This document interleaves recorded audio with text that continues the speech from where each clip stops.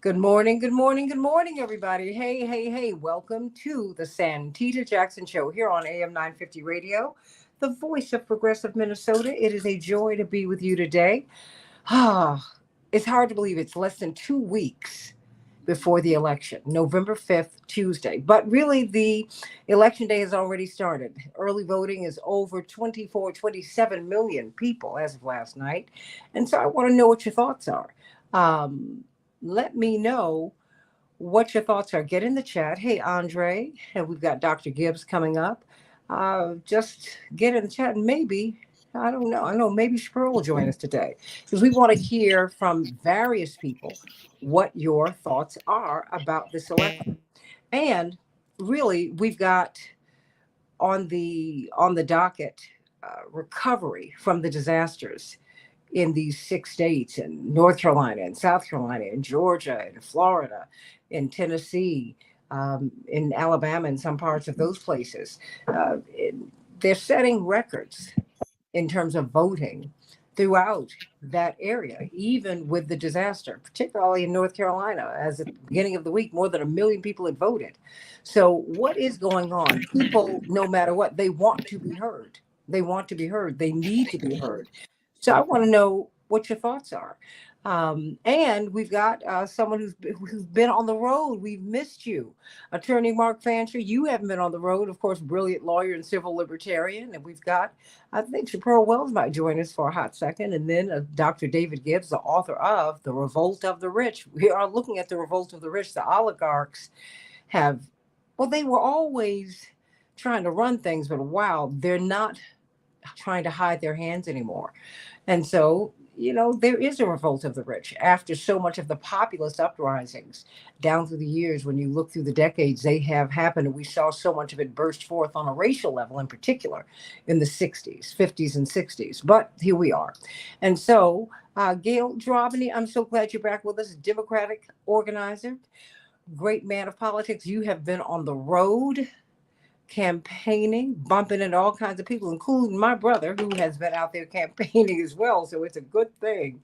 And everybody's out making their point, Democrats and Republicans. So we want to hear what your thoughts are. But let's do a bit of house cleaning first. Everybody, please, if you are voting, please go to vote.org. Find out if you're still registered.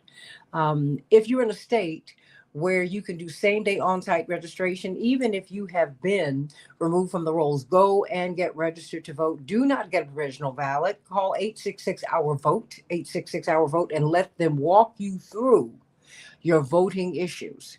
866 Our Vote. I believe in North Carolina they have designated a special number, 888 Our Vote. 888 Our Vote. And so, but failing that, 866 Our Vote. Everybody, please get on out there and make your voices heard. We see a lot of star power now. Beyonce is going to be with Vice President Harris in Texas. Will that make a difference? Willie Nelson, will it make a difference?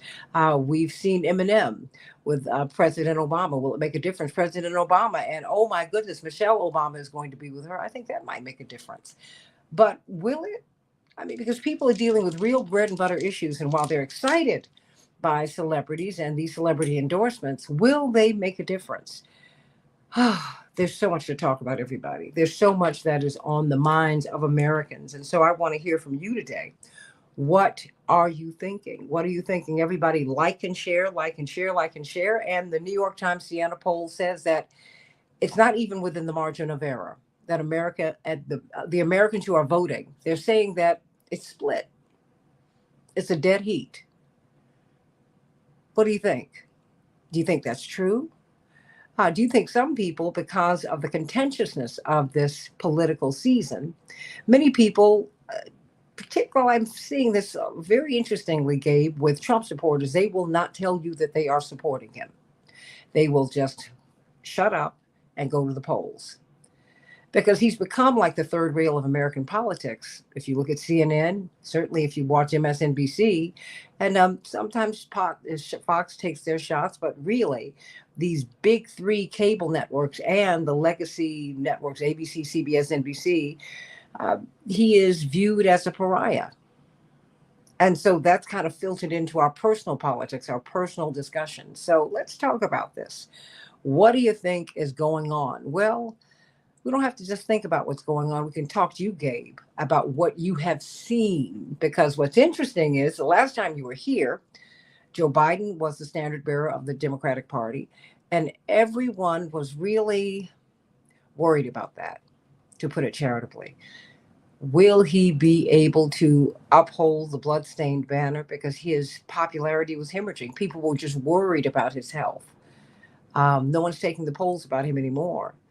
But what do you think, everybody? Please go to am950radio.com. You can stream there. You can listen there at AM950 Radio. But we're on the Santita Jackson Show YouTube channel. The Santita Jackson Show YouTube channel. Everybody, please like and subscribe and then share the show. And the Santita Jackson and Friends page, please like me there, become my friend there, share the show only at Santita Jackson and Friends and on X at Santita J and at Santita J Show. So, Gabe, what are you seeing out there? You've been where and what have you seen? Yeah, so it's great to talk to you again, Santita.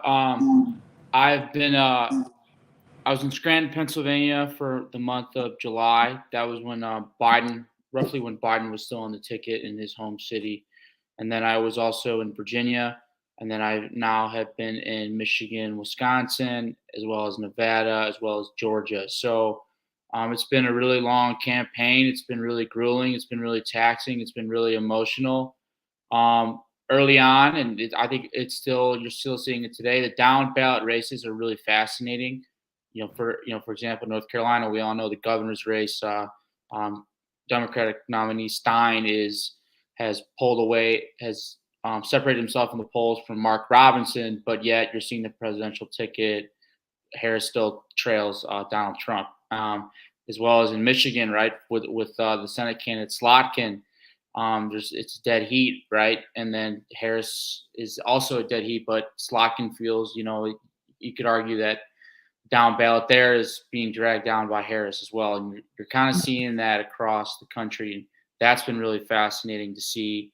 And then the coordinated campaigns, how the down ballot is coordinating with the Harris campaign. Are they distancing themselves or are they aligning themselves? Like in Texas with U.S. Senate candidate Colin Allred, you're seeing that they're kind of distancing themselves as much as they can, threading the needle with the Harris campaign, which is why I thought it was interesting that Beyonce chose to show up in Houston. Does that mean that they're going all in on the U.S. Senate race with Colin Allred? I know that's their home city, but still, you would think that they would rather be in a swing state for the Harris ticket. But so you're seeing a lot of just the coordination of the campaigns is fascinating. And then what they're saying on the ground, where's the base the strongest? Where should it be a little bit stronger? Where is it weaker? And that's kind of what I've taken up. As you're looking at these down ballot races, what about North Carolina, the gubernatorial race? Mark Robinson, are you saying that he and Mr. Stein were in a dead heat? Was it competitive? No, he's not. No, Stein is up, I want to say 13 points, and he's pulling. Has that always been the case? Or, have Robinson's troubles made him pull away? Yeah, Robinson's troubles have made him pull away. I think, in swing states, because I'm from Illinois as well as yourself, Santita, split voting really is a factor in swing states. And you see that North Carolina has that trend. They have Democratic Governor Roy Cooper. So split voting really is a factor. And the Harris campaign, in my opinion, they have not been able to fully cash in on North Carolina. I really thought that with such a bad candidate, Mark Robinson, the Harris campaign was going to be able to really, piggyback off of the Democratic governor's Josh Stein's campaign, and you're just not seeing it, right? So that gives me some concern. I really do think, though, at the end of the day, the election's going to come down to Pennsylvania. Really? Why? Pennsylvania is going to be tough to win. It is. I spent the most time in that state this summer. I was there for a full month and a half, little over 5 weeks, and there's going to be some issues in Pennsylvania. It's going to be really, really close, very close. And I think that the presidential race is going to come down to Pennsylvania. I do. I think the blue wall is going to. If the Democrats lose one state in the blue wall, with not being able to take advantage of North Carolina, I do not think Democrats will get Georgia. I think it's too late. I think the Biden momentum was. I think the Biden frustration is. It was too much of a barrier to overcome for the Harris campaign, and I think that that's going to lead it down to Pennsylvania. I don't think that we're going to get Arizona. Nevada is going to be tough. Michigan's going to be really, really tough. I do think we'll get Wisconsin, and that's just in my opinion, what I've seen and what I felt. Well, as you were talking to people on the ground, what were you hearing in those? I mean, what have you been hearing? Because this is Well, kind of like news, Mark Fancher, to me. Because if you look at legacy media, Dr. Gibbs, it's tighter than this, and she has a real shot. But you are down, not just down ballot, you're down on the ground, and you see something different. yeah, the Harris campaign strategy has been what would you specifically say? It's the rallies, right? So I was kind of disappointed by that, but you see these massive surge of crowds, and the digital media is flooded. But I'll be honest, they did not value the ground game like I thought they were going to. Mm. It was fascinating to see the coordination of campaigns, and um, the excitement is there, but I hope that the galvanization is enough. And Pennsylvania is going to be really, really close. And I do think that the presidential ticket is going to come from Pennsylvania. I don't I really understand. do. I don't understand why Democrats don't understand the importance, Dr. David Gibbs, of retail politics on the presidential level. You have got to see and touch and feel people. That is what they need more than anything. Dr. David Gibbs. Yeah, I think that the real questions as to the effectiveness of the Democratic campaign, I think that, they were doing a positive approach, the politics of joy and all that sort of thing. The problem is there was not that much substance to it. Thing about Harris, again, she's extremely scripted and doesn't do scripted very well. She sounds wooden when she's scripted. Again, there are very few politicians who can do it well. I've mentioned before, Obama's one who knew it very well. Um, but she doesn't really do scripted that well. She sounds inauthentic. To But you me, know what? Let me say this because to be fair, yeah. remember when Obama first came out, he struggled too. Did When I he? mean, because when he was not when he because he has been scripted. I think he's mastered the script. There's Yeah, nothing wrong with that, yeah, right? But he was, his first debate, plural, yeah, it's was true. not strong, Yeah, right? yeah, And just that's right. he was wooden, and it just didn't. He wasn't connecting. Yeah, it's true. I mean, Obama obviously isn't perfect in style, but he's certainly much better than average. My sense Mhm. is Harris is nowhere near that level of ability of communication. And we're seeing the limitations of that when she's put under scrutiny. She just doesn't come off that well.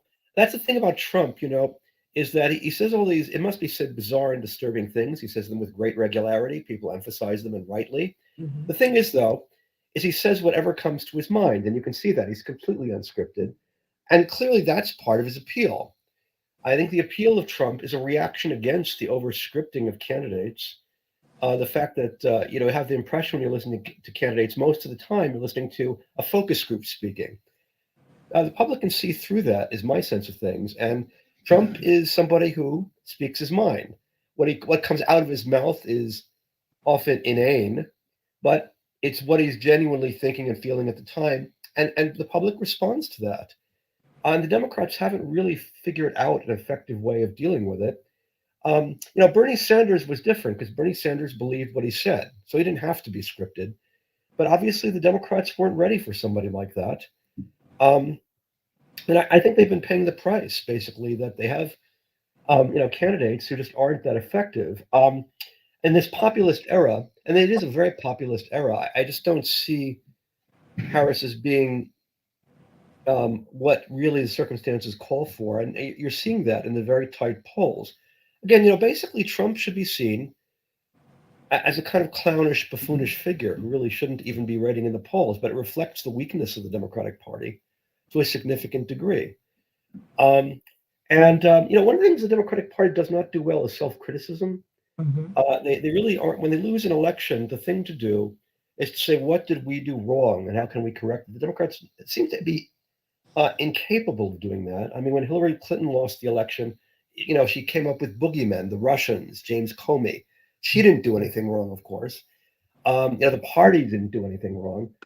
And, it's really not a very effective strategy. I wonder if they lose this time, if the Democrats will finally be able to do some self-criticism and realize one of the things they're doing wrong is they're once again falling back on, the old standard, the suburban women. Okay. I think what that means is women with advanced degrees, high incomes, and yes, mostly white women.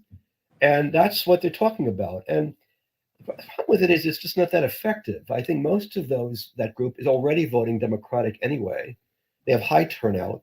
And I just don't know if there are that many converts to be converted at this point. I mean, the whole idea of touring around with Liz Cheney, the horrific Cheney family and all the horrific record it'll appeal to Republican suburban women.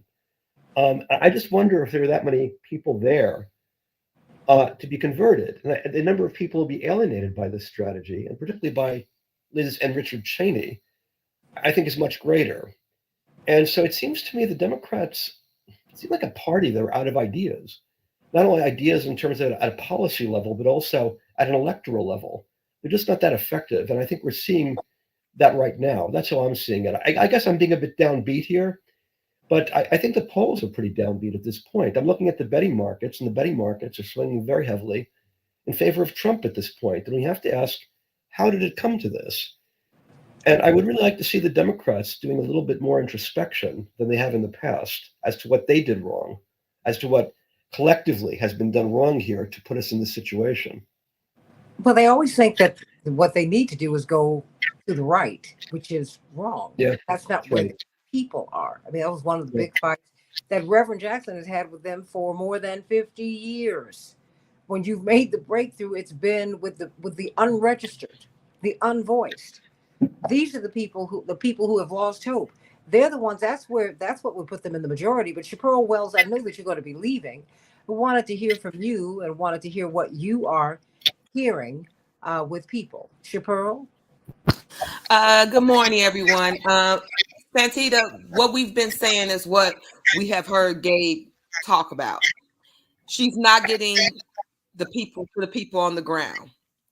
And so it's very obvious that she's disconnected with the actual general public. All of these celebrities and everything is fine and great, but none of that is reaching the people that she needs to reach. She is hurting with the people on the ground. She needs to flood. I mean, when I say flood, all of that $1 billion that she has, she needs to use it and flood the hoods. She needs to get the people that are going door to door, knocking and asking people for the vote. She needs to get a bus campaign out to drive people to the polls. This is what we need in the urban communities. And we know that the devastations from the hurricanes have hit, some of the swing states, and this has made it impossible for them to get to the polls. So you need to use your resource, not on any type of media, on people on the ground. And what we're seeing is that she thinks that the celebrities are going to help her. But the reality is that when you look at people like me who are average day folks, celebrities don't move me. They don't say anything to me. I will watch it, but it's not going to persuade me to vote. And what you're hearing when she did the town hall the other day is that she hasn't moved the needle. So what are you going to do to move the needle? I agree with Dr. Gibbs when he says that she's not being authentic, because you can tell that she's like a robot. And she really needs to just be like, look, y'all got a choice. Literally talk to people on their level and stop talking to people over in the clouds, because sometimes she speaks in a manner that is over people's head. You need to look, you had 4 years of Trump. He messed up this, boom, boom, boom. You can hit those points, but still sound in a realistic tone, because the people that you're trying to get are average day folks, working folks. And you have to come to them like, hey, I know that you're paying 35% for rent. You're paying another 20% for food. I understand that. I'm going to make these changes to make it that your monthly bills come down. How am I going to do this? I'm going to put these talk to them about price gouging, and then you make it realistic for them, because right now those messages, it's not hit, it's not landing. I don't care how much she spends. I know in Pennsylvania, I think they said that she spent like $22 million in advertising, and you're still at the same needle. It's not making any sense. And the reality is, Santita, is that it's because she needs to take that $22 million out of media and put that $22 million on the streets in Pennsylvania. Put that $22 million in the streets of Wisconsin, in the streets of Michigan. She needs to flood Michigan. I don't know what she's going to say about this Gaza situation, but if you have 100,000 people who are not willing to vote, even if they don't vote for Trump, but if they stay home because of the numbers in Michigan are so close, you can't afford that. So you're going to have to do something, make some type of compromise, talk to Biden, tell him like, look, you need to tell Israel we're finna defund them or something before this election comes, because they need to see something that's going to satisfy their needs, because of the fact that we are not getting to the people that we need to get to. I'm going to vote today. I'm going to try to do my best to help her. But the reality is that she has to help herself. She has to help herself, and she has to start listening to people and put people around her. Unfortunately, she has picked up the Biden campaign staff, and they don't have her best interest at heart, in my opinion. My reality is that she has to surround herself, even if it means changing some campaign. She needs a major shakeup, and she needs to put people on the street, and she needs to get some people of color. She needs to get some Latino people. She needs to get some Black posters, some people who know what to do. She needs to call your dad and ask him, what can I do to get to these people? Because he was a feet on the street person. Whatever she needs to do, she has 11 days that she can do it. And it's possible, because the people on the street, they go door to door. And so it's grassroots campaigning that she needs to focus on.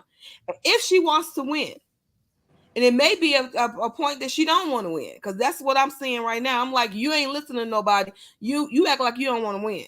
Well, but you if know you what? want to win, you do what you need to do. Well, let me say this, just having, with my experience with the top tiers of those who run the Democratic Party, it's not that they don't want to win. They just think that they can win another way. And they think they can win by being corporatized, Gabe. And, and I just want you, before you go, Chaparral, just very, very briefly, because we've got Minister Curtis Gatewood from North Carolina, because we're seeing a lot coming out of North Carolina, which you just spoke about, Gabe Drobny. She said, here we go again with all things negative about VP Harris. I don't think we're being negative. We wanted to win. I mean, really, but how are you going to? And everybody on this panel is not supporting her. But there's nothing here that is. Most people here are, but that's okay. But even with those who are not, no one's trying to tear her down. People are trying to build the country up. Folks need to be heard, Arlene. But why don't you respond to Arlene before we move on to other members of the panel, Chaparral? To Arlene, we are not talking negative about her. What we're doing is we're telling her what she needs to do to win. She cannot win sitting up here with Beyonce and even Barack Obama, because they have bad numbers with the people that's on the ground. It's an elitist type of field that they're giving us. And yes, Beyonce can come out there and sing freedom and we'll be all happy, but is it going to resonate into getting votes for her? At this point, she has 11 days to get it together, and she needs to flood the neighborhoods with money, because I don't care. We talked about this yesterday, and you heard the voices that the money is not getting to the people on the street who are going to go to do the door-to-door knocking. So if the campaign is not giving the money, she can't get the people to the polls.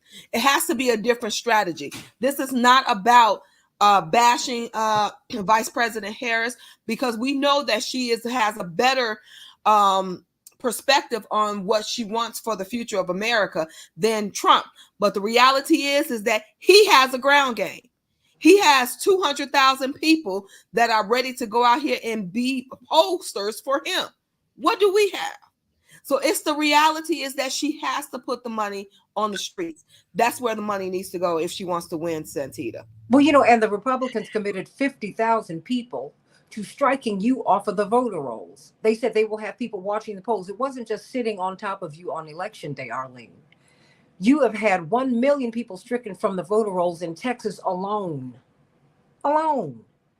They have been striking people. That's why I keep telling you to go to vote.org, because you can be stricken from the polls, from the voter rolls on election day, on someone else's say so. That's what can happen. So please, this is, and the thing is, you don't help people by being uncritical.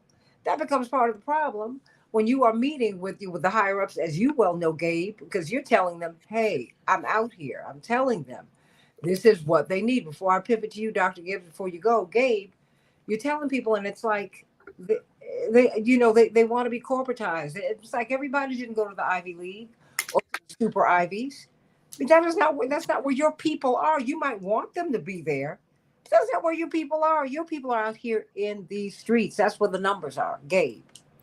Yeah, it's really refreshing being on this panel, and we haven't spoken since June, and I really, really want Harris to win. I really, really do, and I'm going to be heartbroken if we lose. And if we lose, we lost this race ourselves. I saw it in Pennsylvania. I saw it. All you had. The grassroots are not being fed. You need everybody. You need that. You need the aristocracy. You need the working class vote. You need the union vote. It's a coalition, just like your father, Rainbow Push. Isn't that what it's supposed to be about? And you're not seeing it.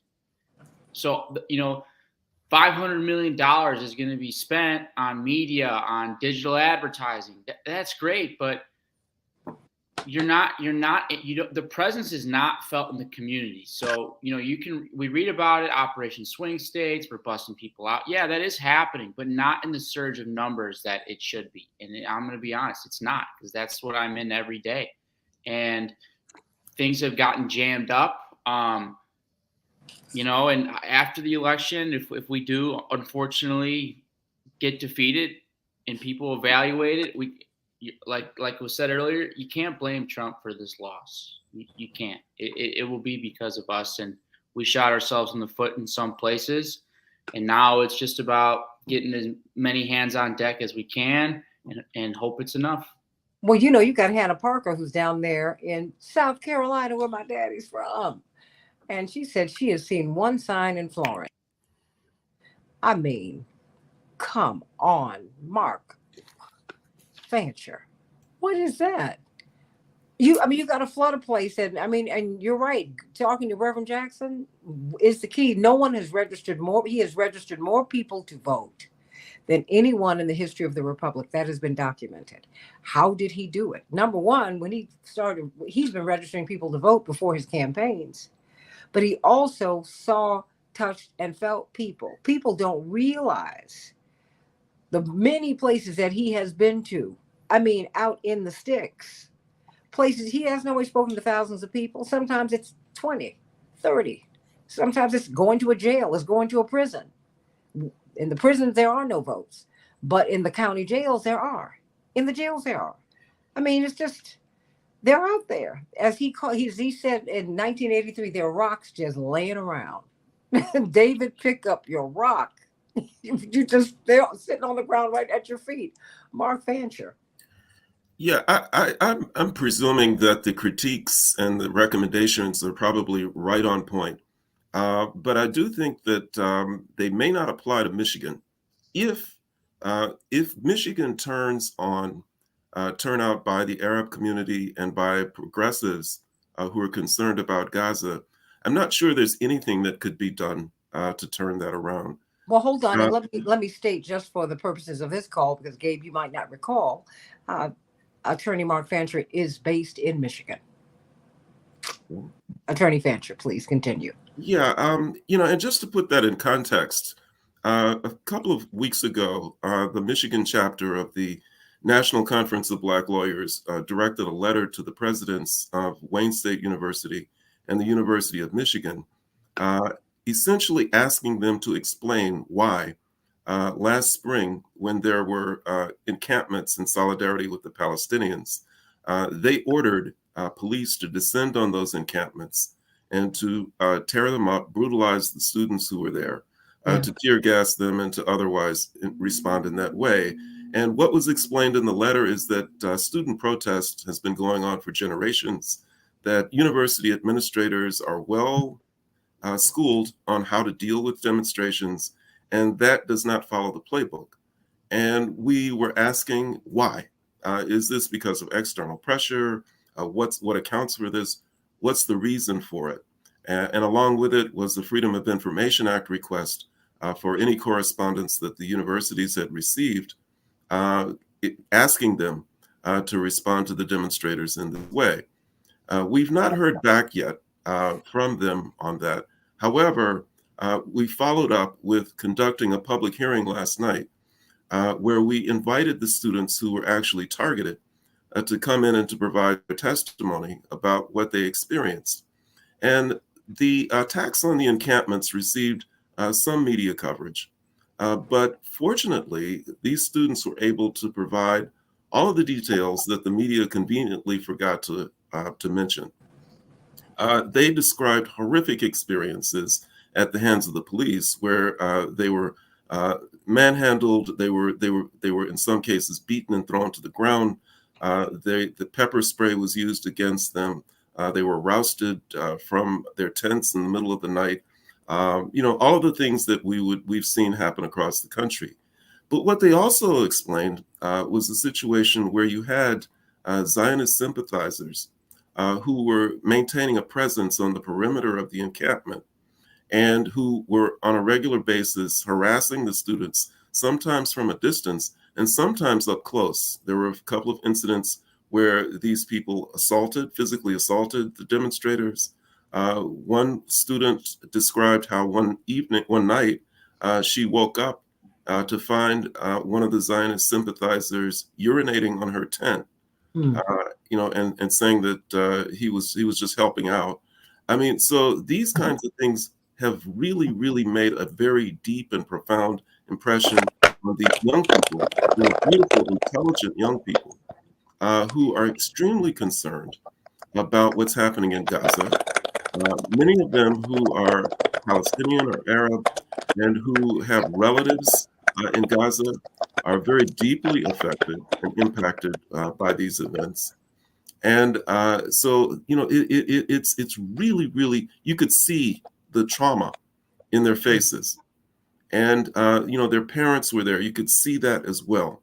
And so it's really a commitment among many now to not vote for Kamala Harris, no matter what the consequences. They're not people who can be frightened by the prospect of a Trump presidency. It's gone beyond that now. They feel extremely disrespected. And it's not just those who are Arab in the Arab community. It's also, members of the progressive community who are aware of these things, who empathize and understand what's happening as well. And so in speaking with one gentleman, he said that his campaign in terms of mobilizing for the election is not for purposes of mobilizing people to come out and vote for Harris. He says that what he's finding is that there are lots of people who have just decided that they're so disgusted by Trump.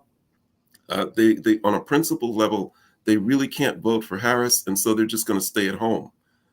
He's trying to persuade them to get up and to go in and to vote for third-party candidates, because the concern is that they want to send a message.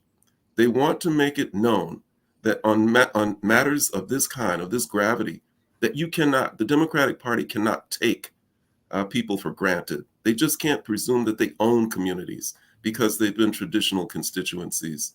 And from my perspective, as someone who is opposed to the political duopoly and the corporatocracy and the domination of U.S. electoral politics by an oligarchy, I'm actually excited about this in a good way, because I think that uh, I've long said that I think it's a vain hope to believe that the Democratic Party is going to reform itself and become the populist party, the party of the people. It's gone beyond that now, and if it ever was there, and I think there is a need for something new. And I think that when people begin to analyze the election results, whoever the victor is, whoever wins, what I do think that will become evident is this widespread dissatisfaction with the presumed left party in the duopoly, and the possibility that I think that many people will see for mobilizing all of these people who have been alienated and who feel that they don't belong in that party, the possibility for creating something new, a new movement, if not a revolution. Hey, everybody, continue to chime in. We want to hear. Well, Chaparral has closed out by saying it's just a DAMN shame. And it is, because people are not being heard and they're not listening. Dr. Gibbs, before you go, and we welcome to the panel Tennessee State Representative G.A. Alexander. I mean, because I think it's important.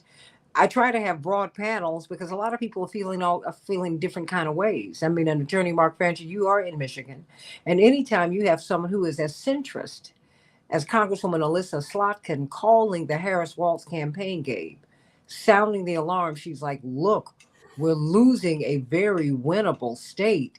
You guys, come on, you got to do something."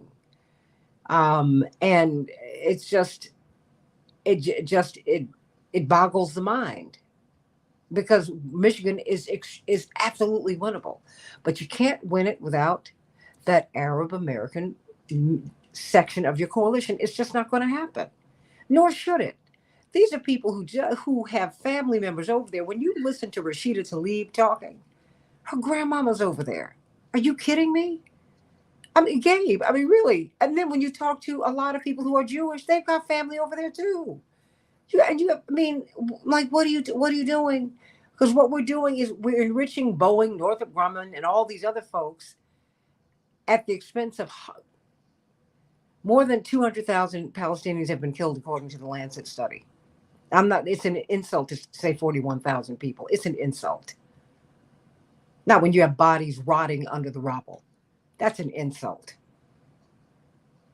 Now, when you watch a child burn to death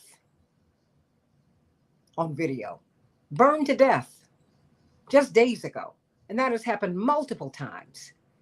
You just can't do this. This is not politics as usual, because these are not normal times. Hey, Ari, down there in Sao Paulo, Brazil, sending you so much love. Dr. Gibbs, you have anything you want to add before you go? Well, let me see. Sorry. Gibbs? Okay. Yeah, unmute. Okay, there we go. One of the things the Democratic Party used to be was the party of the working class people. It used to have a strong working class vote. That's something that Franklin Delano Roosevelt established. They had more working class people than affluent people. That has been reversed, and the Democrats have largely lost the working class, and they almost seem to be proud of it. They're going after affluent suburban women. They do seem to be following almost a conscious strategy of emphasizing affluent people, and I think that's one of the reasons the election is so close. There just aren't enough of these affluent people out there to win elections, and so they've allowed the Republican Party to become the working class party, and I think that's one of the real failings of the Democrats.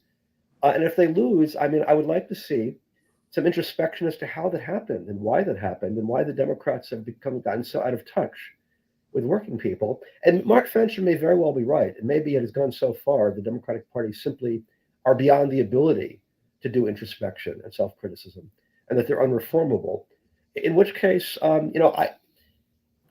think we do need to explore the possibility of moving beyond the two-party system and trying to forge a new third party. I see Gabe Drobny is rolling his eyes. I understand that.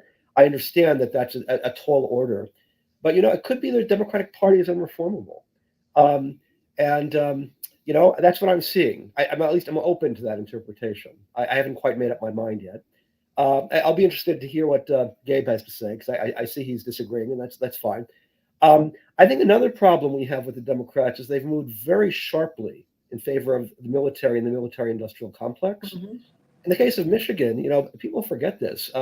Slotkin started a career as a CIA officer. I personally find that extremely disturbing, given the record of the CIA. And there's the open question in my mind: will she be the senator from Michigan or the senator from the CIA?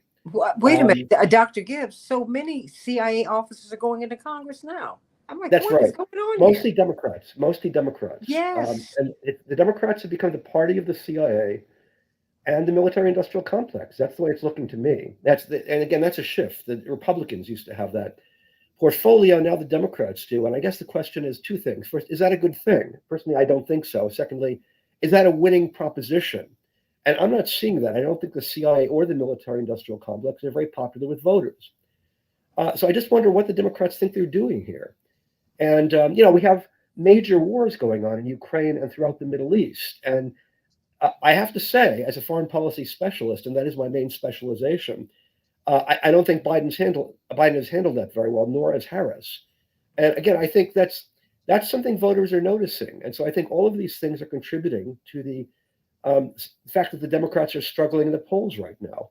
And it's what I find astonishing is the Democrats have no ability to see that they're doing anything wrong. Even when they lose, they can't imagine they did anything wrong. It's always someone else's fault.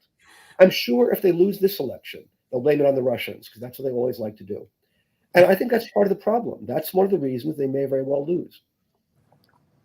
Dr. David Gibbs, The Revolt of the Rich. I thank you for being here with us.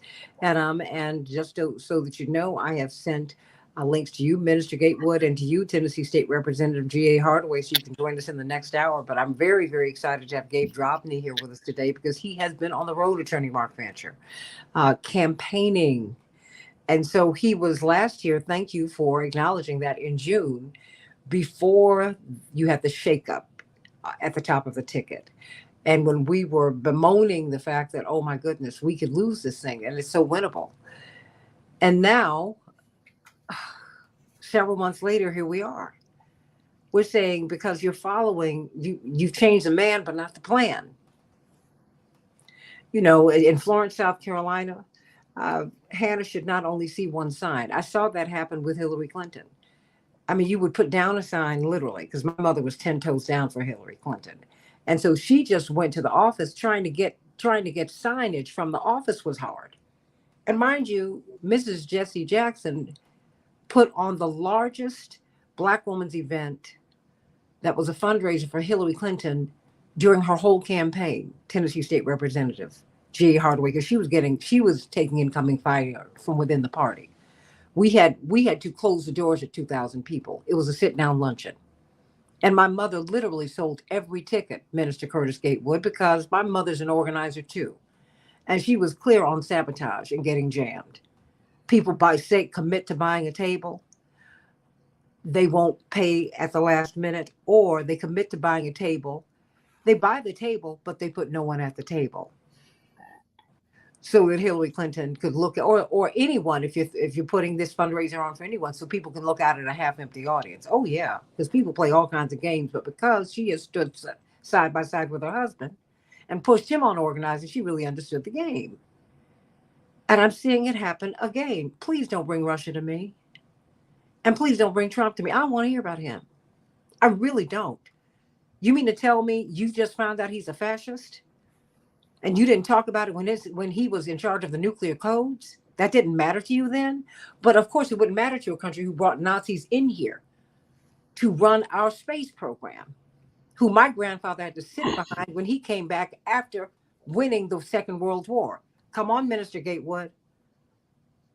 My grandfather had to get up when they took the train from New York straight down, because he had to get off in South Carolina. When they got to Washington, Tennessee State Representative G.A. Hardaway, he had to go to the colored car. And then they moved the Nazi POWs to the first class car. So don't act like this is something new in the American experience. Are you for real? Minister Curtis Gatewood, well, before I get to you, I want to go to you, Tennessee State Representative G.A. Hardaway, because you're also, everybody's running for office. Gabe Jobney, who is a Democratic organizer, a brilliant young political organizer, he has been in Pennsylvania. Everyone's saying that everything rides. I heard that on C-SPAN this morning. They're saying everything rides on Pennsylvania. And he is like, oh boy, Pennsylvania does not look good. State Representative Hardaway, I mean, what do you see? Well, I guess the more basic description would be I see a mess. And I think Democrats have to claim it. We're famous for gearing up for elections and then kind of relaxing and enjoying getting fat and lazy in between elections. There's a low info voter, there's a no info voter, and then I've added a third category. There's a one with info, and he's a so what info voter, the one who hasn't figured out that the information that he or she has been able to obtain, how it really impacts their daily lives. We don't have, if we were able to, and we have to be willing first to engage in the basics of life, those social determinants that determine our quality of life in America. If we were willing to put the time and effort in to work with folks on issues that do impact their daily lives and help them to understand how government essentially rules that, how that's the system is designed to tell them how to live, how well you will live, where you will live, who you will live with, essentially, if you will live and if you will live well. Until we get into that day to day in between elections, we'll always be chasing a voter who really ain't interested in nothing we've got to say because they're about the basics of survival at that time. We had a meeting with the Urban League and community leadership last night. And the astonishing thing for me is that a couple of the young men that I knew, highly intelligent, spoke in terms of their questions. They spoke about things that I just assumed that they were there. I assumed that they knew the very basics of the economy, how the decisions out of the White House and the Congress and the Supreme Court have to jive in order for them to be able to maximize economic opportunities. The same for educational opportunities.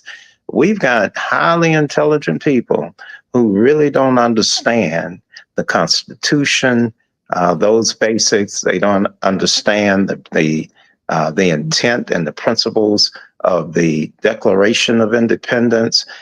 They have little or no clue as to what they are living under, the rules, the statutes, the laws. They don't know how they happen. They don't know that it doesn't matter whether you have a president that's black or not. If you've got a Congress that's dominated by white supremacists, they don't know that that happens on every level of government, the city, county, state, not just the federal with Congress.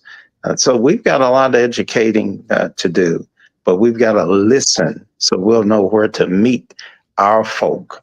Our folk being, I'm a black man. I don't apologize for prioritizing black issues, even though I serve any and everyone that lives within my district.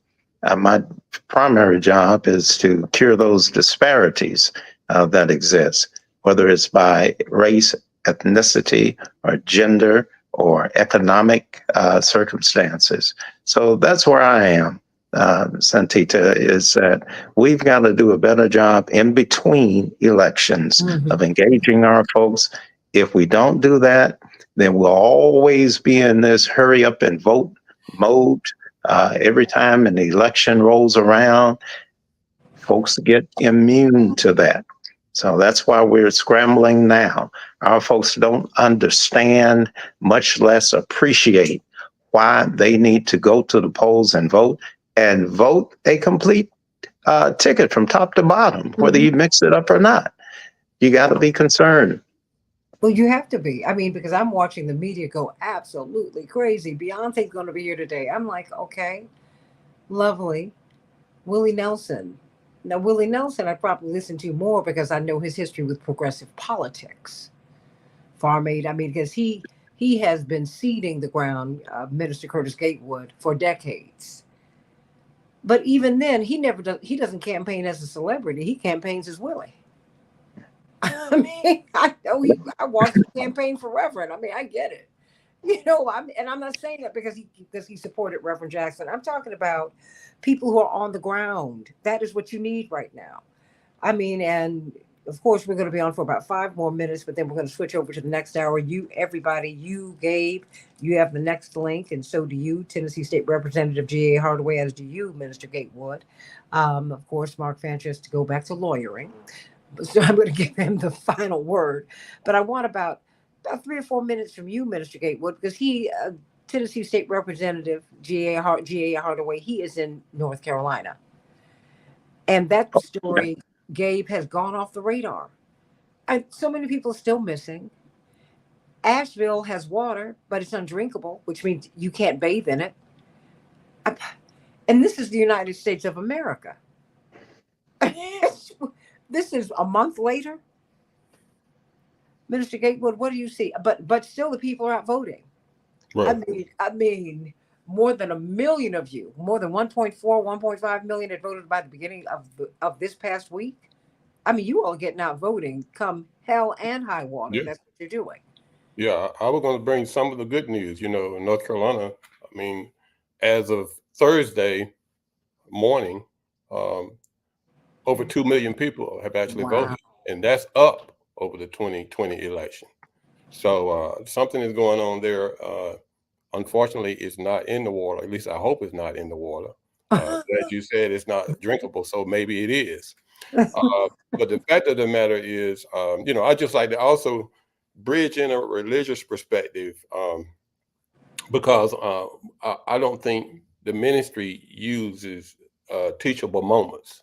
And a lot of times we talk about Jesus up in the sky, and we talk about things that are, related to a Sunday. But oftentimes we see an opportunity here and be able to connect the issues to what Jesus represented to what's going on in the streets.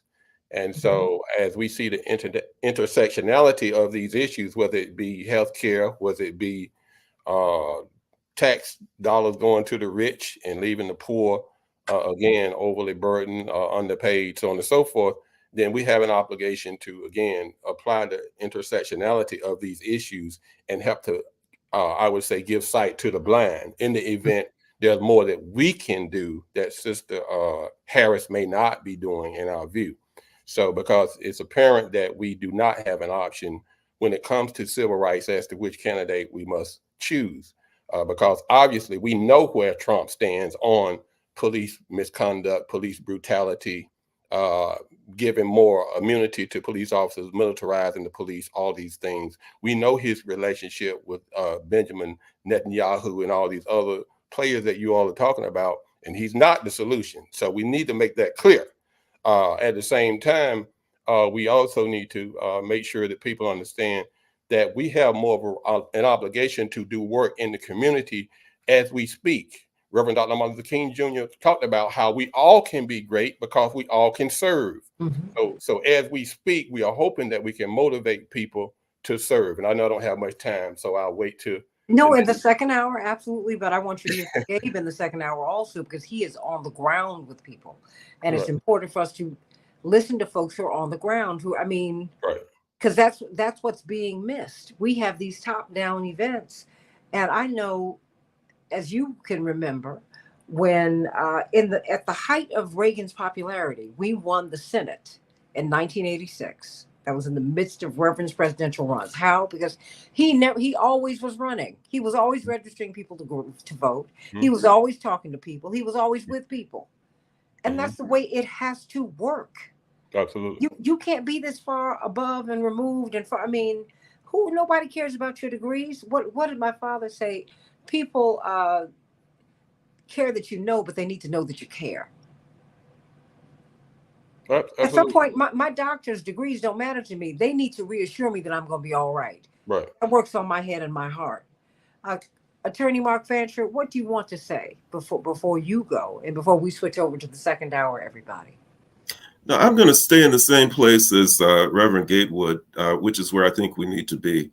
Anytime you have total chaos, calamity, catastrophe, and you have a situation that's so extraordinary, a man who's running for the highest office in the country, who still maintains his popularity even after talking about a golfer's genitalia. When you have another candidate who is, by all objective measures, extremely qualified, but who still can't overcome that. When you see total chaos and disorganization, that says to me that God is at work. And I think that his plan may have nothing to do with what we contemplate. And I think we should just be still and watch what happens. I think good things are on the way, as counterintuitive as that might seem. I think that a lot of people are doing a lot of thinking, a lot of analyzing. And in the end, I think that they're going to see that those who are disaffected and alienated, who want a totally different way to go about doing the politics of this country, something that's separate and apart from a duopoly that's controlled by an oligarchy, who want people to be in control of their own destiny and who want a more progressive direction, in fact, a revolutionary direction for the country. This presents us with the opportunity to do it. And I think we should seize it. Amen to that. I mean, and I think, everybody just get out there and vote, get out there and vote. And let's come together. I mean, I'm hearing a lot of things about what Black men are not doing. Black men are the second largest voting bloc the Democrats have. And you are not going to do anything or say anything to separate Black women and Black men from each other. It's not going to happen. I'm not going to let you have it. I'm not going to do that. There you go. You're talking about my daddy. You're talking about my brothers. You're talking about people I've dated. Enough of that. Enough. We're loyal. You need to go. If you want to wag your finger in somebody's face, go to the white community. Ask them why they are voting in the majority for Donald Trump. Ask them that. Ask them. Have that town hall meeting. Amen. Matt Taibbi, the brilliant journalist, is saying we need to watch out for the fact that now all of these editorials all over the country are preparing for a situation in which America will need to be militarized after the election because they're expecting chaos. What is that? Right. What is that about? You need to be asking some really deep and profound questions. But all of this divisiveness, stop. That's somebody else's game plan. It should not be ours. I'm not going to diminish someone because of the way you've decided to vote. What I want to do is hear from you. I don't want to talk about you. I want to talk with you. I might not agree with your conclusion, but I respect it. Might not agree with it. At the end of the day, somebody's going to be president November 6th or whenever that, or mid second week in December when the Electoral College meets. You need to be asking questions about the Electoral College right now because Georgia has a winner-take-all system with the Electoral College. That is crazy. There's no proportionality here. You need to ask some questions. Come on, everybody, let's get with it. And you need to be critical. You need to engage in loving critique of the Kamala Harris campaign if that's what you want. This is not hurting her. It helps her. She needs to know what's happening out here. She needs to know that $14 million to Black media is not enough. Not when they're your linchpin, Tennessee State Representative G.A. Hardaway. No. No. That's not gonna work. No. People are hurting out here. She's got some real answers for them. But even then, we have to push her to go beyond where she is now because we are struggling. We are. Folks are trying to figure out if they're going to eat today. Or I got to feed my children. That means I got to pass up a meal. It's a lot of that's happening in America right now. So let's not be cute. I think I want to see Beyonce with Kamala Harris and Michelle Obama. That's going to be lovely. Everybody's going to dissect what they're wearing, what they say, but that's not going to, in a substantive way, change how people live. And people on the ground know that, and they're asking those questions, and they are restless. I think I heard my father say, and they seek relief. And we need to give it to them because we have the voice. Stay tuned for the second hour of the Santita Jackson Show. Let's get right to it, everybody. Sending you love, Attorney Mark Fancher. Brilliant analysis, as always, grounded in God. That's what I love. Minister Curtis Gatewood, you all do that. That's important. Tennessee State Representative G.A. Hardaway, GQ Hardaway.